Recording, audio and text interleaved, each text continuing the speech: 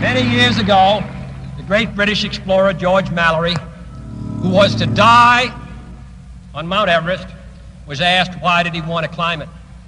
He said, because it is there. Well, space is there, and we're going to climb it. And the moon and the planets are there, and new hopes for knowledge and peace are there. And therefore, as we set sail, we ask God's blessing on the most hazardous and dangerous and greatest adventure on which man has ever embarked. The Soviets at that time had been bragging to the world that they were superior in technology and communism was the wave of the future, and we didn't believe that. We had thought that we were probably going to be able to be first into space.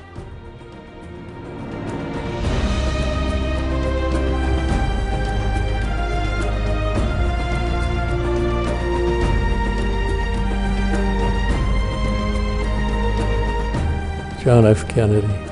It was his vision, his edict, we will fly to the moon.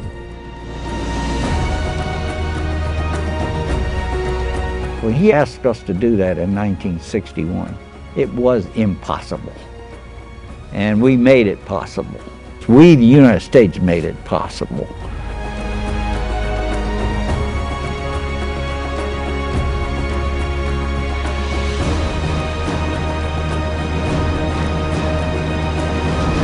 Lift off and the clock has started. The dramatic achievements in space which occurred in recent weeks should have made clear to us all, as did the Sputnik in 1957, the impact of this adventure on the minds of men everywhere who are attempting to make a determination of which road they should take. Since early in my term, our efforts in space have been under review. With the advice of the Vice President, who is Chairman of the National Space Council, we have examined where we are strong and where we are not, where we may succeed and where we may not. Now it is time to take longer strides, time for a great new American enterprise, time for this nation to take a clearly leading role in space achievement, which in many ways may hold the key to our future on Earth.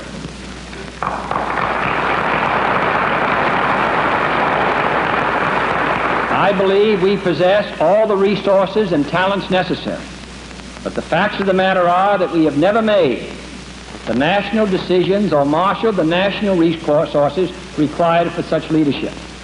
We have never specified long-range goals on an urgent time schedule, or managed our resources and our time so as to ensure their fulfillment. I believe that this nation should commit itself to achieving the goal before this decade is out of landing a man on the moon and returning him safely to the Earth. No single space project in this period will be more impressive to mankind or more important for the long-range exploration of space, and none will be so difficult or expensive to accomplish.